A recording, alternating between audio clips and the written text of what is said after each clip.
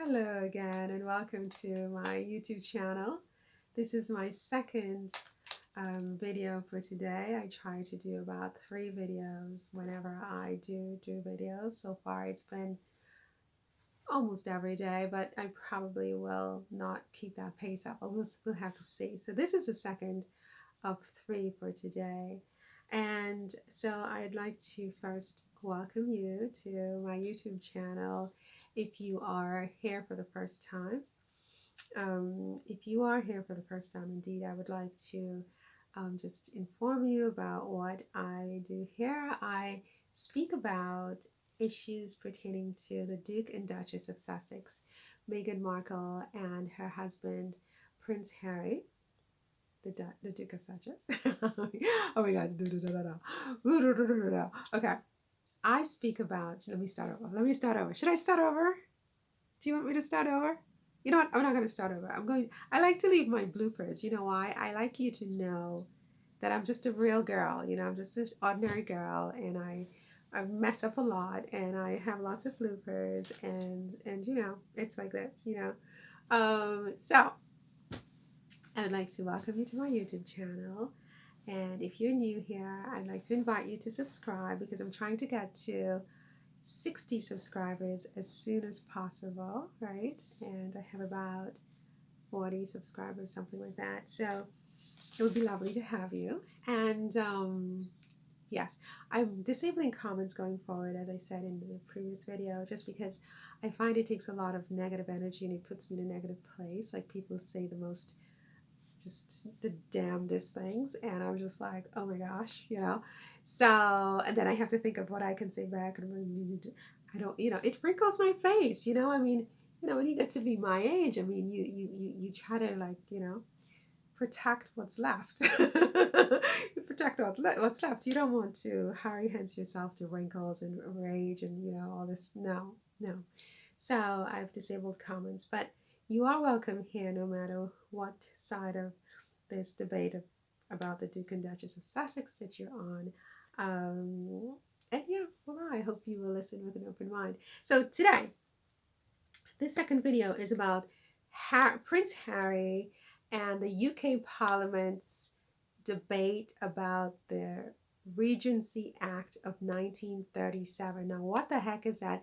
It's a good question. I have no idea. I'm not an expert on it, but I did hear in the news recently that the UK Parliament has been debating whether they should amend a parliamentary or constitutional arrangement that they have with the British monarchy, whereby, pursuant to the current Regency Act of 1937, there have been many different Regency Acts, evidently, that when the monarch is incapacitated or is unable to fulfill his or her duties temporarily for one reason or another, a regent or a stand-in, typically somebody else in the royal family who's an heir to the throne, will stand in for the monarch. So when Queen Elizabeth was on the throne, for example, Prince Charles, the then Prince Charles, who's the now King Charles III,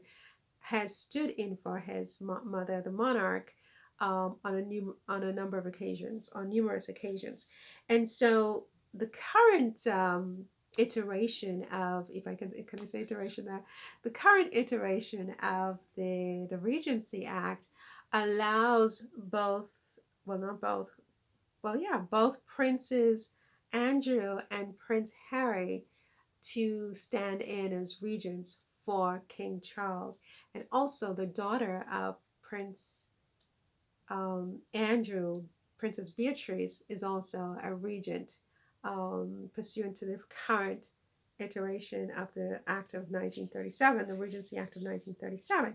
However, the British Parliament, very recently, as recently as last week, or maybe this week, were debating whether the fact that Harry no longer lives in the country and whether the fact that Andrew no longer is a working member of the royal family because of his scandal with Jeffrey Epstein and the pedophilia and all of these other things, whether they are appropriate regents for the monarch, whether they should be allowed to stand in for the monarch, or whether they need to amend this act to sort of, I guess, get them off the list. Because it's not just a question of King Charles III. I mean, let's say, for example, King Charles III died, God forbid, at some point he will, and William is the king, and Harry and Andrew are regents pursuant to this act of 1937, and something happens to William, God forbid, and so George is still an infant, and so are all the other um, heirs in line to the throne, and the next adult in line is Harry. Harry would then be the acting regent, well, not the acting regent, but the regent. So he's acting in place of George until George is of age to take the throne. And I think what this is my understanding, this is my reading of the 1937 Regency Act, the Parliamentary Act, the constitutional arrangement that's currently in place in England. So the idea that the Parliament of the United Kingdom has recently met or convened themselves to discuss this issue and to use Harry's residence or domicile in the United States as the reason that they are reviewing this act and potentially amending this act is very, very interesting to me. I mean, it is a very, very deep thought, a deep idea. It says that somebody, or maybe more than one, are really thinking about Harry's situation, and they're not loving the optics, and I think it's not so much the fact that he lives abroad, but the fact that he's married to the woman he's married to. I think that on a very deep level, this marriage really sent everybody from in the palace itself to in the population into a tizzy, and so they're really thinking of all sorts of contingencies and how they can, protect the country from, I guess, people that they deem not to be up to the standard. Because it's very interesting if you think about the fact that Harry never said he left his country. Harry acts to have a sort of a dual hybrid role where he lives outside the country, but he still makes appearances or representations on behalf of the queen, and that was rejected. He never said, I'm leaving the country and I'm never coming back. He also keeps a residence in the country, which he's paid British taxpayers back for some reparations that were made on the property of Frogmore Cottage to the tune of over, I think, £2 million. But when they repaired that property, and this is still their residence while they're in the UK, so he still has UK residence. He's fighting in the British courts for security for his family, because he has made it clear that he has not given up his British citizenship. This is his home. He considers it his home. So all of that to me says that this man's intentions are to remain British and to continue to have a relationship with the British royal family and to continue to play some kind of role in the British monarchy and in the UK. So the fact that the Parliament, with the assent of the current sitting monarch, who happens to be Harry's father, King Charles III, are even discussing this is to me like really, really deep. I mean, it's like really serious. They really are uncomfortable with the idea of Harry ever having anything at all to do with the throne, and this has to do with his marriage to a woman who I frankly don't think any of them really, really approved of. And it makes me wonder whether they're also going to try to tighten up the prime ministership in the UK, because now you have a prime minister who's Indian. He's British, but he's Indian. I mean, he's the first of his kind ever to occupy 10 Downing Street.